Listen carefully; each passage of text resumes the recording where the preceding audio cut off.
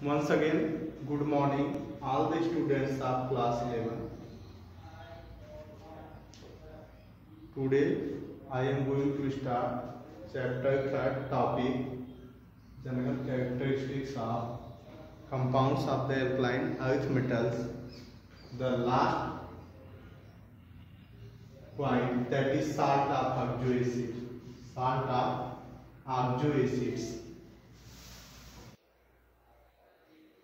The alkaline earth metals also form salt of oxo acid like the alkali metals. Alkali metals के जैसे ही alkaline earth metal भी क्या करते हैं, oxo acid बनाते हैं, और ये जो oxo acid बनाते हैं डिफरेंट फॉर्म में पाए जाते हैं, जैसे carbonates first, second sulphates and third nitrates.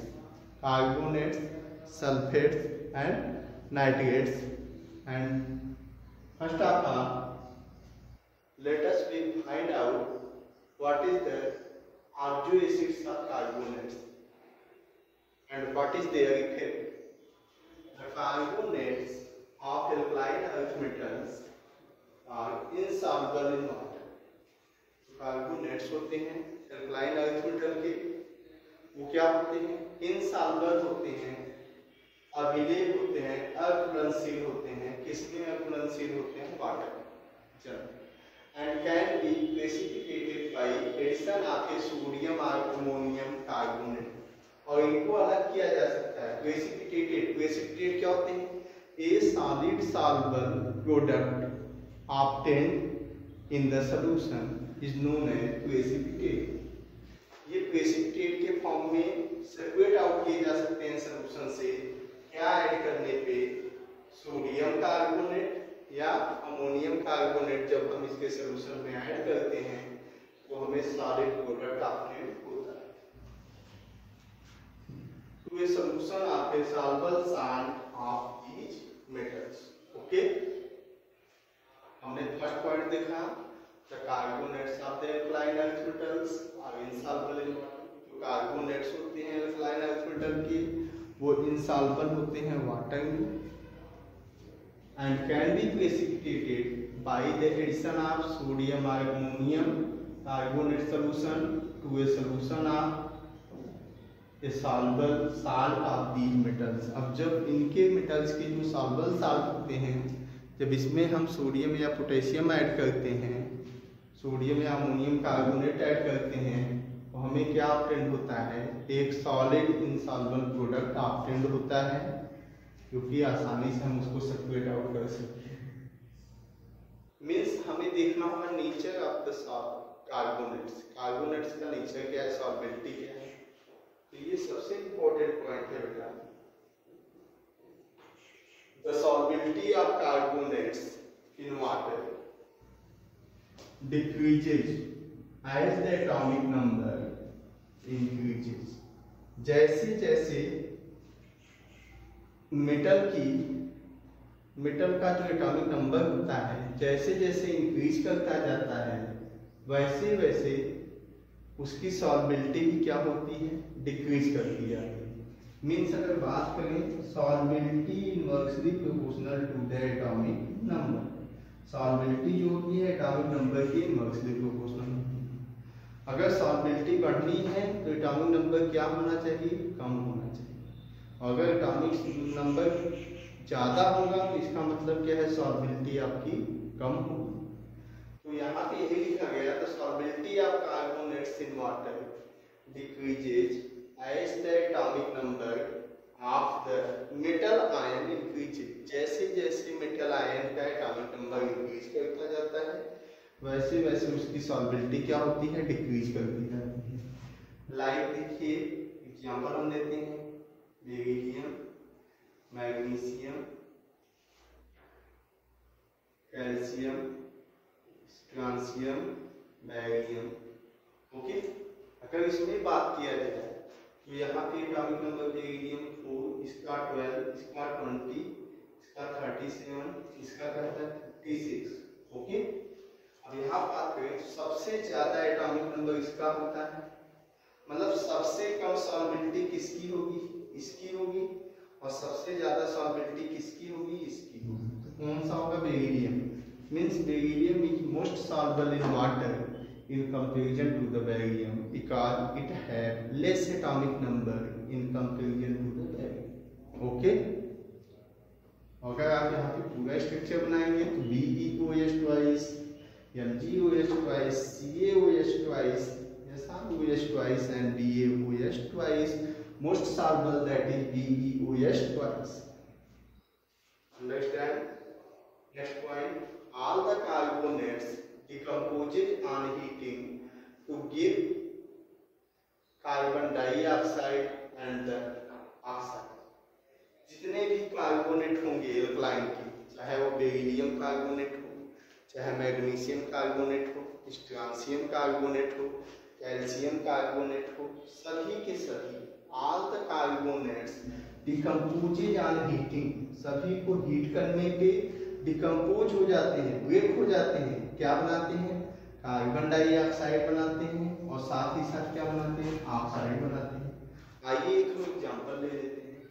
जैसे MgCO3 magnesium carbonate, magnesium carbonate, the valency of magnesium +2, the valency of magnesium 2 and +2 is the oxidation state, the valency of the carbonate is 2, the oxidation state is -2।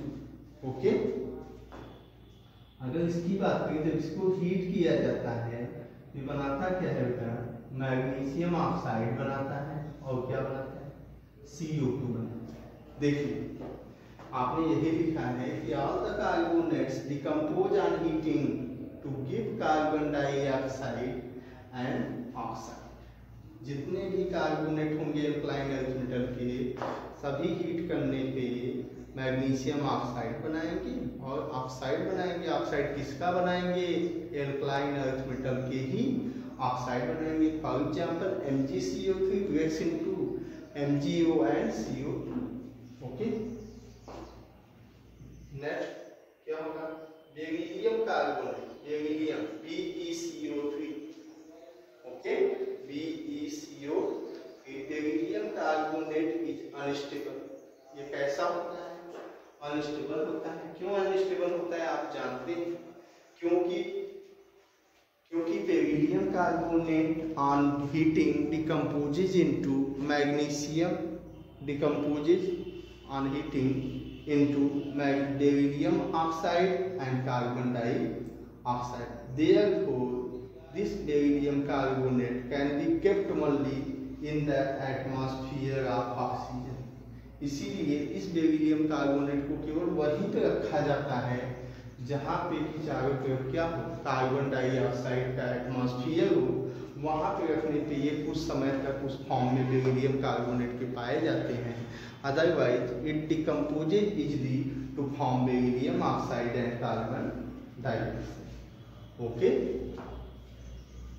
Last point हम देख लेते हैं इस carbonate से। The thermal stability increases with increasing cationic size. The thermal stability means capacity to resistance in the temperature, तापमान को सहन करने की क्षमता, जिसको आप कहते हैं तापीय स्थायित्व। The thermal stability increases in increasing cationic size. जितने भी एल्कलाइन अर्थ मेटल के कार्बोनेट हैं इनकी थर्मल स्टेबिलिटी क्या होगी, इंक्रीज करेगी। The thermal stability increases with increasing cationic size. Thermal stability तब इंक्रीज करेगी जब इनकी कैटायनिक साइज क्या होगी, इंक्रीज करेगी। जब इनकी कैटायनिक साइज बेटा क्या होगी, इंक्रीज करेगी। Example BeCO3, MgCO3, CaCO3, SrCO3 and BaCO3। इसमें cationic size top to bottom जाने पे इंक्रीज करेगी, और जब cationic size top to bottom जाने पे इंक्रीज करेगी इसका मतलब है थर्मल स्टेबिलिटी भी क्या होगी, टॉप टू बॉटम जाने पे ही इंक्रीज करेगी। Okay, once again repeat the topic, that is thermal stability increases with increasing atomic size. Yes, the next sulfates. अभी हमने कार्बोनेट्स को देखा, ऑक्सो एसिड, अब हम देखेंगे sulphates. The sulfates are the alkaline earth metals are all the white solid. जितने भी alkaline earth metal के सल्फेट होते हैं वो सभी क्या होते हैं? white solid होते हैं. जैसे आपने लीजिए BeSO4 beryllium sulphate, MgSO4 magnesium sulphate, CaSO4 calcium sulphate, SrSO4 strontium sulphate, BaSO4 barium sulphate. जितने भी सल्फेट्स हैं एल्कलाइन अर्थ मेटल के, ये beryllium, magnesium, calcium, strontium, barium, सभी एल्कलाइन अर्थ मेटल्स हैं. और इन सभी के जो सल्फेट हैं वो सभी किस फॉर्म में पाए जाते हैं? व्हाइट सॉलिड होते हैं. और सभी क्या होते हैं? Stable to heat. Stable to heat मतलब they have resistance to absorb heat. उनके अंदर टेंडेंसी होती है, क्षमता होती है हीट को ज्यादा से ज्यादा एब्जॉर्ब करने की. Okay. Second point, beryllium sulphate and magnesium sulphates are readily soluble in water. ये जो बेरिलियम सल्फेट और मैग्नीशियम सल्फेट है ये आसानी से सॉल्युबल होते हैं, घुलनशील होते हैं किसमें? वाटर में. लेकिन इनके बाद के जो हैं वो धीमे धीमे उनकी सॉल्बिलिटी कम हो जाती है. इसीलिए नेक्स्ट पॉइंट लिखा गया है the solubility decreases from calcium sulphate to barium sulphate. जो सॉल्बिलिटी होती है वो क्या होती जाती है? डिक्रीज होती जाती है. कहाँ से? कैल्शियम सल्फेट से बैरियम सल्फेट. तो यहाँ देखिए सबसे ज्यादा बैरियम का होगा, फिर मैग्नीशियम का होगा सॉल्बिलिटी. अब इसके बाद सॉल्बिलिटी आपकी डिक्रीज कर दी जाएगी तो सबसे कम किसका होगा? Barium sulphate. ओके. और यहाँ पे ध्यान दीजिए कि इनके बीच में बेरिलियम सल्फेट और मैग्नीशियम सल्फेट के बीच में जो सॉल्बिलिटी होती है उसके बीच में जो डिफरेंस होता है वो बहुत कम होता है. ओके. मीन्स ये 10 होगा तो ये 9.5, इतना ही डिफरेंस होगा, बहुत ज्यादा डिफरेंस नहीं. Understand? The solubility of sulphates decreases from calcium sulfate to barium sulfate. Next, the greater hydration enthalpies of beryllium and magnesium ion overcome the lattice enthalpy. अब ये सॉल्बिलिटी ज्यादा होने का क्या रीजन है बेरिलियम और मैग्नीशियम का? अदर के कंपैरिजन में, कैल्शियम, स्ट्रांसियम, बैरियम के कंपैरिजन में, क्योंकि इनकी लैटिस एंथैल्पी क्या होती है? ज्यादा होती है. ग्रेटर हाइड्रेशन एंथैल्पी, वाटर से अटैच होने की टेंडेंसी ज्यादा होती है जिसकी वजह से इनकी सॉल्बिलिटी ज्यादा होती है. And therefore their sulphates are soluble in water. इसीलिए इनके सल्फेट क्या होते हैं? सॉल्युबल होते हैं. कहाँ पे? Water. So the question ask you what is the reason beryllium sulfate and magnesium sulfate are soluble in water than other alkaline earth metal sulfate? The answer, due to the greater hydration enthalpy of beryllium and magnesium 2 plus ion overcome the lattice enthalpy factor and therefore the solubility are soluble. The solubilities of the sulfates beryllium and magnesium are soluble in water than the other sulfates. Okay.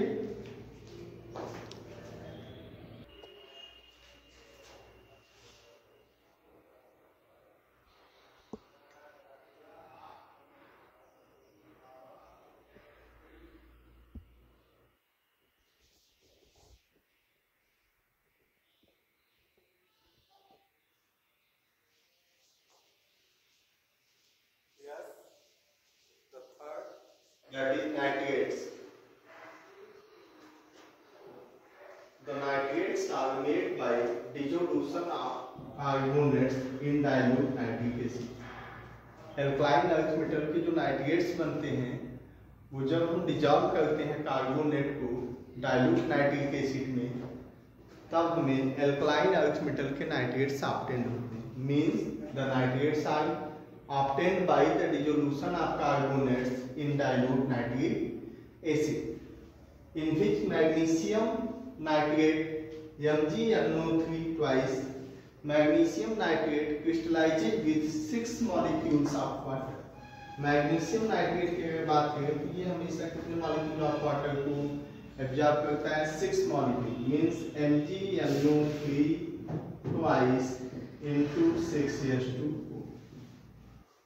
Whereas barium nitrate crystallizes as the anhydrous salt. जबकि barium nitrate की अगर बात करें तो ये anhydrous salt होता है, BaNO3 के ट्वाइस होता है, उसमें वाटर मॉलिक्यूल नहीं होता. ये दूसरी कंपाउंड से वाटर मॉलिक्यूल को एब्जॉर्ब करता है. Okay, and this again shows A decreasing tendency from hydrates with increasing size. और यहाँ पे भी वही जैसे हमने सॉल्वेटिंग देखा था, यहाँ पे जो टेंडेंसी है हाइड्रेट फॉर्मेशन की वो डिक्रीज करती है. ऐसे विथ इंक्रीजिंग साइज, जैसे जैसे एल्कलाइन अर्थ मेटल का एटॉमिक नंबर इंक्रीज होता जाता है वैसे वैसे साइज जो होती है नाइट्रेट बनाने की टेंडेंसी जो होती है वो भी क्या होती है? डिक्रीज करती जाती है. This again shows a tendency decreasing to form hydrates with increasing atomic size and decreasing hydration enthalpy.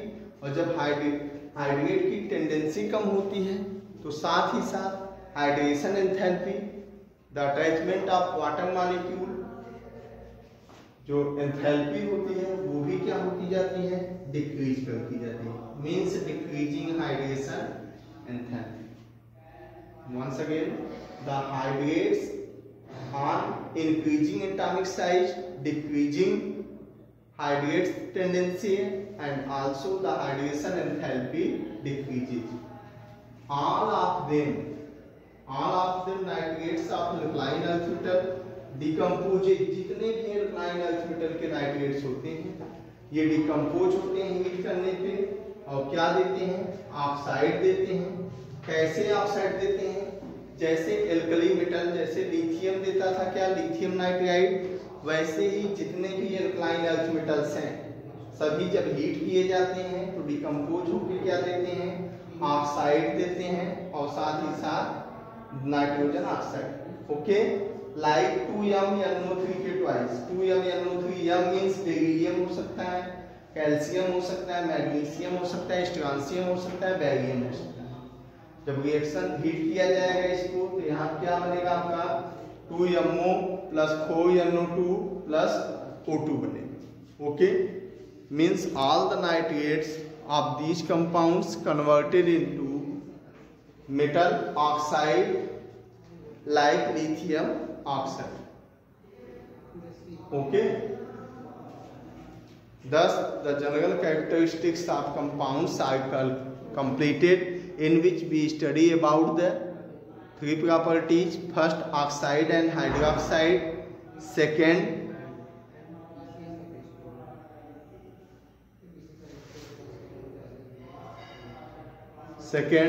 halides. Third, oxo acid. Salt of oxo acid 3 types: carbonates, sulfates and nitrates. Okay, thank you.